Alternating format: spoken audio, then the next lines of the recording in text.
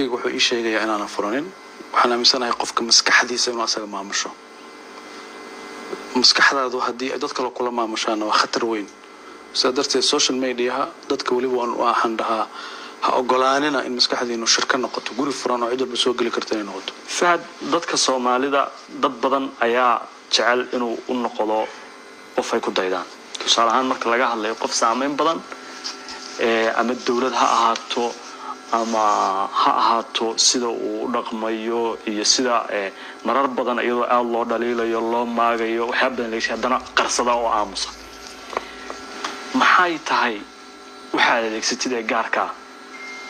siyaasiyiinta kale ee Soomaalida maanta markii la dhalay Brito calaya siyaasiyiin ka jawaab adiga laakiin aamuska maxaa ka faa'iido wallahi dee waxa suuragal ah stiil khibradan saxaafadda oo leeyahay inay tahay in la iska daba qayqayli waxa ma soo kordhinayso waxa fiican hadalkaagu inuu munaasabad leeyahay waqti uu ku aadan yahay waqtigaasna uu nacfi u leeyahay qodobka labaad aamuskayga aniga ma ahayn waxa aan kaligay doortay shaqadeeda qayb ka ahayd marka nin sirdoon oo shir jira ay taagan waligeed lama arkin Soomaaliya ka dhici jirtay wax saxna ma ahayn waa doorashooyinka u dambeeyay dalka 2012 September waxa la doortay Soomaaliya Xasan Sheekh Maxamuud doorashadii ugu horeysay Muqdisho ka dhacday waxaan ogaaday macluumaadkuna ay xaqiijiyeen inaad ka mid ahayd dadkii Xasan Sheekh ku qancay inay soo dhisaan oo madaxweyne ka dhigaan oo ololahaas qayb dadkii wax ka dhistay waliba kuwii foolaadka ahaa sidaan hore kuugu sheegayna dawlado kale cilaaqaadkood ama malafkooda hayay waliba xilligaas mas'uuliyadda ay dawladdaas qadar dhankeeda ka timid iyo saameynteeda taas ma sax baa soo qaado والله ده أنا واحد كم إذا هذا النيرة الصوماليات مدحوين حسن الشيخ لبكون لبيه طبعا قرب استاجي هو كان كيس أقبل سنة إنه ضلك هو جامي كشقيني دور كان كل هانا واقع لكن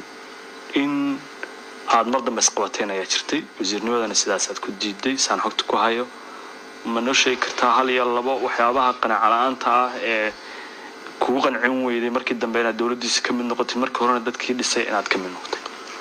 والله هدا كي لسه إناد كم من نقطة والله هدا ما دام أي تاي مرحلة لصور ضعفي سنة بدان أي كسو وريجين هنا الهوس وجود هدا مرة لكن سكون بنقول هداي قناعة السياسي جاهد يضمير كيجا يحبك دولة لماذا مركز لو ما ملاعبك استكلا دونا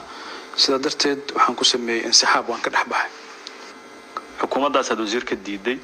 إن رئيس الوزراء لا رئيسي ولا وقشي إن لما جعاو أي سورة جلويدي سلا كدمنا الحكومة دي وجبحضي تاس أيان هينا